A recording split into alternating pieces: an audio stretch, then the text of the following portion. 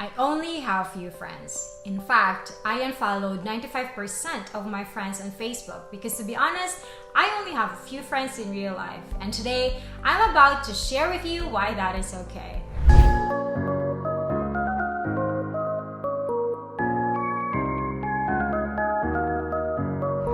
Hey guys, it's Nizmi. Welcome back to my channel. Firstly, I'd like to say that it's perfectly normal if you only have few friends.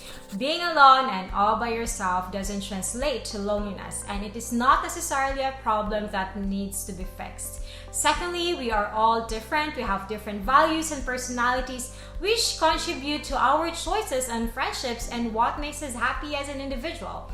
Personally, I like being in social groups and socializing sometimes, but I keep a small circle of people which I call my close friends, and here are my reasons why. Quality over quantity. When I was growing up, I loved to be surrounded by lots of friends. It's like being part of a pact. You have people that you can hang out with, and you also have people that you can play with, and people who can protect you from school bullies. Over the years, I realized that some of those friendships were not necessarily healthy, and our conversations grew to be unenjoyable, if you know what I mean. Which makes sense because when I was younger, I did not know what my values were. I did not have clear priorities, real responsibilities, and my tendency to seek approval from others just to belong was higher more than anything. But now, as an adult, I know that my top values are commitment, integrity, honesty, and love. I use these values as foundations to developing new friendships. So whenever I'm about to make new friends, I make sure that I always ask myself these questions. Do we have some aligned values? Do we enjoy our conversations? Do we respect each other? Do we contribute to each other's growth? Because real, authentic friendship for me is like a two-way street. The feeling should be mutual where we both enjoy each other's company, because otherwise, how can the friendship thrive? According to a group of researchers, loneliness has less to do with the number of friends you have and more to do with how you feel about your friends.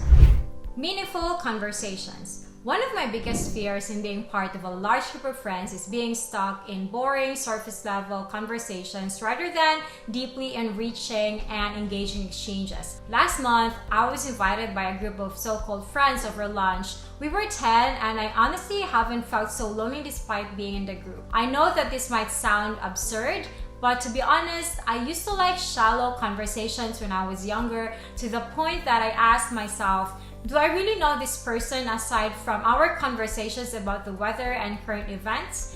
Now, as an adult, I thrive in deeper conversations like important life lessons, psychology, personal growth, and spirituality.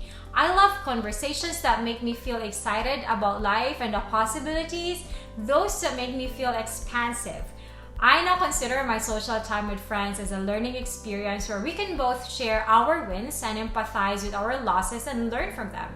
Also, in one study, researchers found that the common bond between very happy people was their close relationships and friendships, and the fact that they've devoted time to meaningful one-on-one conversations. As for me, having meaningful conversations and the chance to get to know someone on a deeper level is just so fulfilling. Practicing mindfulness. Mindfulness, from the words of Dr. Kristen Neff, refers to the clear seeing and non-judgmental acceptance of what's occurring in the present moment. It provides incredible freedom as we no longer have to believe every passing thought and emotion as real and true. Most importantly, it gives us the opportunity to respond rather than to react. I consider this as a superpower whenever I am stuck in a powerful emotion like anger, and I react in a way that I would regret later on. A few years back, one of my so-called friends and I got into an argument. It turned out that this person has a completely different point of view than mine, and there's nothing wrong with that. Friends can have different perspectives and can still be friends. But back then, I defended my point of view so much as if my whole life depended on it, and I portrayed my friend as a confused individual. And before I knew it, our conversation blew up. If I had been mindful during those times, I would have been able to tell myself, I am aware that I'm feeling hurt and insulted right now. I am going to take few deep breaths and give myself ample time to accept and process my emotions. I am absolutely aware with what I'm feeling right now, and I don't want to take an action that I would regret later on. So, how can I respond to this situation in the right way? I know that it's very difficult to be mindful while our emotions are running high, but we can always take a step back, soothe ourselves, and come back with a compassionate understanding. Luckily, I was able to make amends with that friend, and we just laughed it off after a heart-to-heart conversation. Mindfulness is something that I'm still integrating into my life at the moment, and I honestly still find myself triggered by a lot of things. And until I have practiced that and fully integrated this superpower in my life, will I allow myself to make new friends. So far though, I love how it has helped me become very present in every conversation and appreciate my relationships with the few friends that I have. Compassion fatigue. I'm that kind of friend who will throw myself at whatever situation just to help out a friend, and inevitably would later on feel tired and exhausted with energy. This might have happened to you too. Could you remember a time when one of your friends has recently broken up with their partner and you had this long conversation and afterwards you just feel low and out of energy? This is what psychologists call compassion fatigue, which means being drained by helping others. And this has happened to me a lot of times in the past. I would be so consumed with my friends' problems that I wouldn't have any boundaries and treat the problems as if they are my own. And while there is nothing wrong with helping our friends, as long as we know how to manage their energy and fill up our internal reserves. The same as when we want our car to go further, we need to fuel up, right? So until I have that overflowing compassion for myself and for others, would I actually want to make new friends?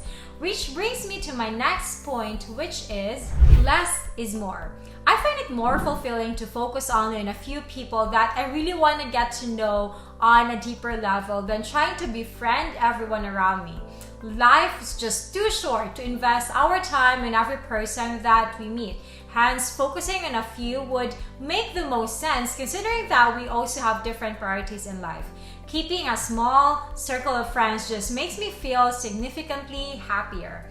Less social time with others also leaves us with more time to spend on ourselves and on pursuing what we love doing. Saying yes to all people was my huge struggle before, I tell you, and I just couldn't muster the courage to say no. It was only very recently that I had the courage, and I figured that whenever I have less commitment towards other people, I have more commitment towards myself. I tend to write more content, read more, and spend more time on personal growth.